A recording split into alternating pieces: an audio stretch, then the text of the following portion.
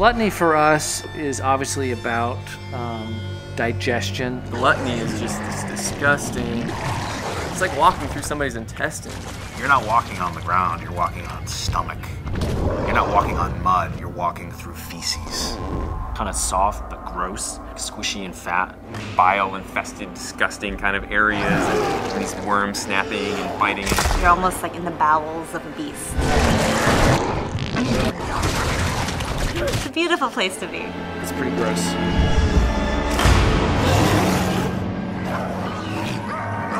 Hell is really almost the biggest character in our game. Hell is the star of the show, there's no question. Of course, as you're progressing through the circles, the gameplay becomes more challenging.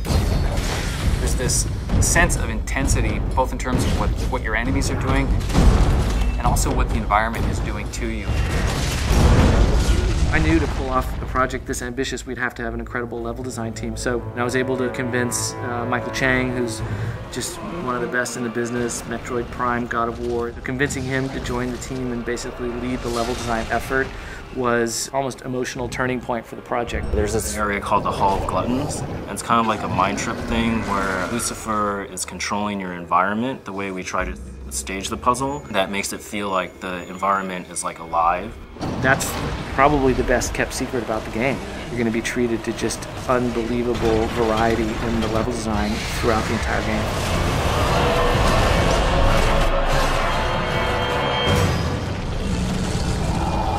The notion of hell, kind of the underworld and the afterlife, has, totally captivated people for centuries. It taps into our deepest fears. Everyone is afraid of death. People want to know, well, what's it like? Inferno is interpreted by a lot of different artists, and we basically wanted to take pieces from all of that. Some of the great painters of like the real medieval period, like Bosch and Bruegel, super crazy. Like the guy's got a bird for a head, and he's like pulling stuff out of his ass, and Salamander Man is like eating the head of somebody.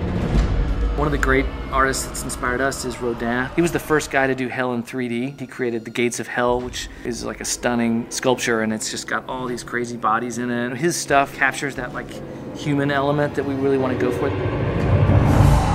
Gluttony is very interesting. It's very organic and gross and mucusy. It's based on the ravenous desires of those who can never eat enough.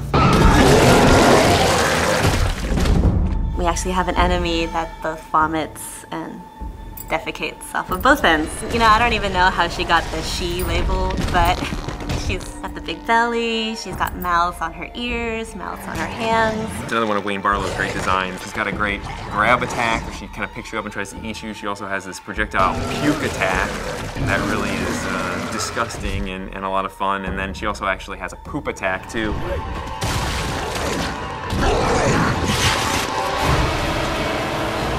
Cerberus is the traditional guardian of gluttony. In that kind of ancient mythology, it's a three-headed dog. We've kind of abandoned that version of Cerberus. When I saw that, I was like, whoa, that's not how I would have interpreted Cerberus. That was one of Wayne Barlow's creations where it's almost as the three heads have actually puked out of a human, and it's just disgusting, and it's weird, but you can't take your eyes off it.